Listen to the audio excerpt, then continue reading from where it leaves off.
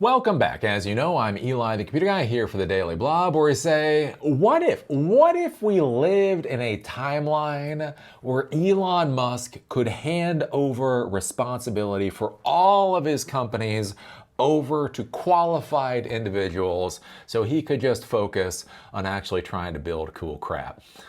What if we were in that particular timeline? Anyways, it is interesting, right? I give Elon Musk all kinds of crap because of Tesla. Because Tesla is just a crap show. Tesla is an out and out crap show. It's failing as a company. It's coming out with crappy products. I own a Tesla. We're probably going to be getting rid of the Tesla relatively shortly. It's not a very good car. I'll be the one to say it. At the exact same time that Elon Musk has been approved for a $1 trillion pay package. Which you just look at Tesla, you're just like, what the hell is going on? But you can get so focused on Tesla that you forget that he is running other companies that are actually, some of them, doing really cool things. I think SpaceX is doing some pretty cool stuff, and I find this particular story to be interesting because this might actually be relatively revolutionary. Right? So we have SpaceX coming from CNBC. SpaceX buys wireless spectrum from Echostar in $17 billion deal. So basically, Echostar is a company that does basically a satellite TV service. They bought the 5G bandwidth, right? So 5G, if you have a smartphone, it actually has to use radio frequencies to communicate. There's different spectrums that are sold by the government. Echostar had purchased a range of spectrum, whatever, from the government, and then basically hadn't done a whole hell of a lot with it. There was actually a whole bunch of arguments about what the fuck Echostar was doing with this. So anyways, SpaceX has come in, and they are now buying those frequencies from Echostar so that they can offer cell phone service from their satellites. And so what becomes very interesting is basically the concept of what happens when we go into a world where you are never out of communication, right? This is an important thing, especially like in the United States, right? So I live in the United States. One of the things that gets missed with the United States is we are 3,000 miles by 2,000 miles plus overseas territories. We are absolutely fucking massive, right? We are so massive to the point that even getting simple cell phone signal in like just huge swaths of our country is a really big problem. Well, think about this with the modern world, right? In the modern world, if you have internet access, if you have communication access, you can be almost anywhere and still get the benefits of being in a large city, right? If you get Netflix or if you get Apple TV or whatever, you can watch the latest movies when they literally come out, right? I grew up in West Virginia for a little while when I was a kid. And here's the thing, when you live in West Virginia, you get whatever gets shipped into West Virginia, right? Because that was the only thing, like when I was growing up, we had like Walden Books, right? So you would go to the mall, and for me, my book selection was Walden Books. It was about 1,000 square foot bookstore, and that was all the books, right? Remember back in the days when you would go and you would actually read books out of order? You would read the end of the trilogy first, and then you would read the first of the trilogy, and then you'd read the middle. Or what would happen a lot is you would read the end of the trilogy first, then you would read the middle of some other trilogy, and then you would read the first of this trilogy to go back and read the last of that trilogy. Because basically, right, I used to read Forgotten Realms books. I loved Forgotten Realms books. R.A. Salvatore, loved him. Anyways, and that's the thing, you would just go to the bookstore, and you could buy whatever the fuck was on the shelf, and that was it, right? So the thing was, a lot of people moved to cities. You would go to a major city, not just for jobs and things, but just to get your hands on a book. Hey, look, you go into a massive bookstore. Like there was this massive bookstore, Pioneer Square in Seattle, right? You would go into these massive bookstores, and those bookstores would actually have all the books that you want. Wow, imagine if you lived in a real city, you could read the books you actually want to read. Right? You can see the movies that you want to see. You can get the products, right? If you want to get something, right? It wasn't that long ago that if you didn't live in a town with Micro Center, you were not going to be getting your little Android parts or whatever else. Well, with the internet, you can be almost anywhere, and you can get all of the all the stuff from modern civilization.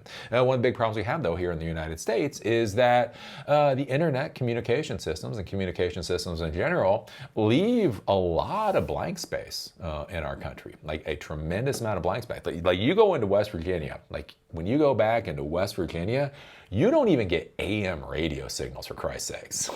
Like, I'm not saying you don't get internet, you don't get AM radio, right? Because you're in the valleys and the whatever, and so I think kind of a curious thing, like when we think about revitalizing rural areas, how can you possibly revitalize rural areas in the United States if you do not have the basic standards of modern communication, the basic standards of internet access?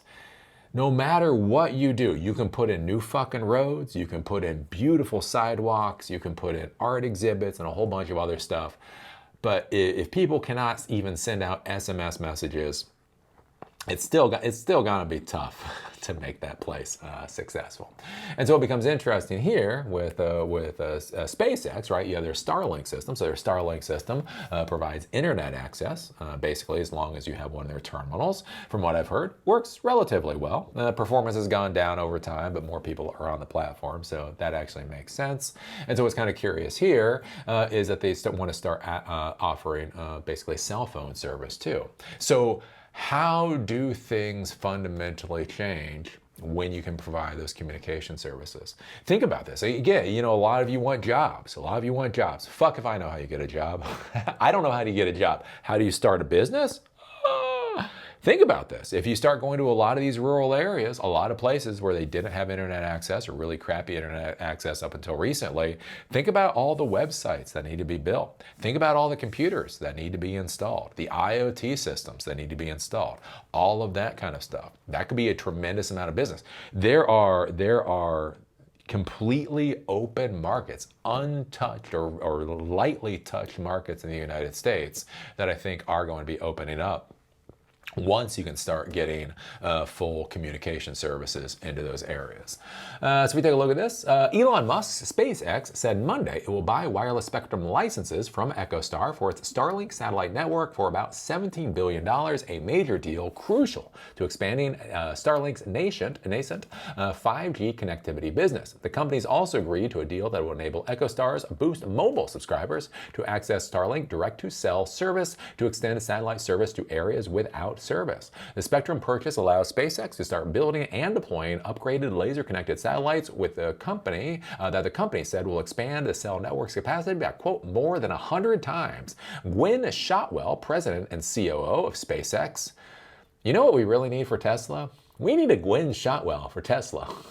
Can you clone Gwynne Shotwell, please? I've got to say, you don't hear me be very snarky about SpaceX. You rarely hear me be snarky about SpaceX. Why? Because it seems like SpaceX is being run pretty reasonably. President and CEO of SpaceX said the deal will help the company, quote, in mobile dead zones around the world with exclusive spectrum. SpaceX will develop next-generation Starlink direct-to-cell satellites, which will have a step change in performance and enable us to enhance coverage for customers wherever they are in the world. SpaceX has launched more than 8,000 Starlink satellites since 2020, building a distributed network in low Earth orbit, which has seen demand from militaries, transportation firms, and consumers. Roughly 600 of those satellites, which SpaceX calls cell towers in space, have been launched since January 2024 for the company's direct-to-cell network, orbiting closer to Earth than the rest of the constellation. I would be interested in how close to the Earth they are, because they're low orbit. So that's one of the big things with Starlink satellites is their low Earth orbit, LEO. The idea is they're closer, so there's less latency, right? So old-time satellites, even old-time internet satellites, the reason there was a shit ton of latency is the signal had to go from your satellite dish all the way up to the satellite, down to the ground link center, out to the internet, get the information back, all the way back up to the satellite, all the way down to you, right? So distance for radio communication matters. So the idea with LEO is that you bring those satellites a hell of a lot closer. The problem with LEO is that after a certain amount of time, the satellites come out of orbit and they burn up. So that's one of the things with kind of commoditizing satellites. They have 8,000 satellites in orbit. If they start having satellites burn up every once in a while, it doesn't matter. They've got 7,999 more, right?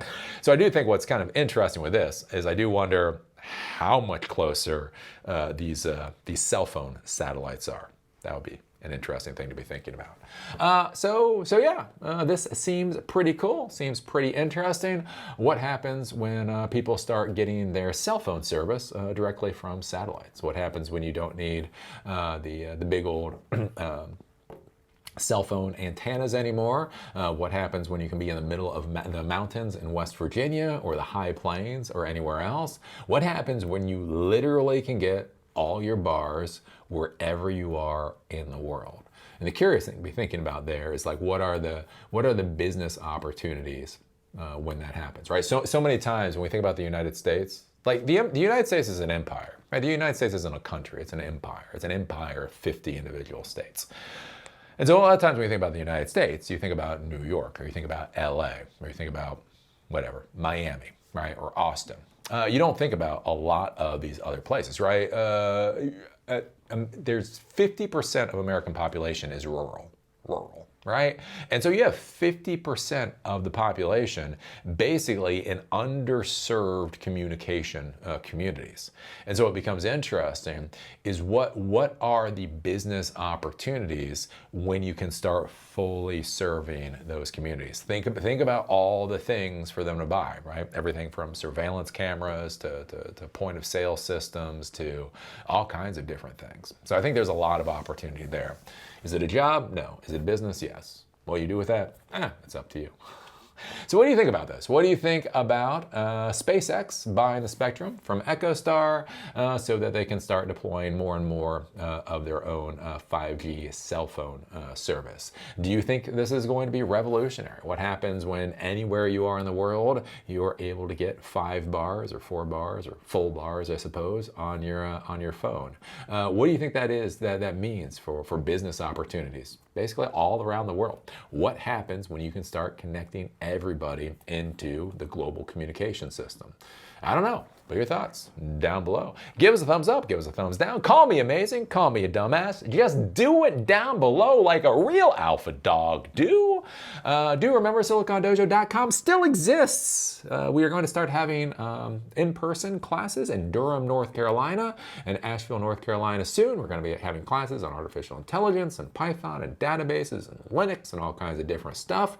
And we also are going to have a fireside chat with Zoom. It'll be on the internet. In early October with Kyle, CEO and founder of Huntress, a $2 billion cybersecurity startup. So we're going to have a conversation with him. If you are interested in participating with any of that, make sure to go to silicondojo.com, become a member, get on our little newsletter list, and keep up to date with what we're doing. And with that, that's all I got. See you later.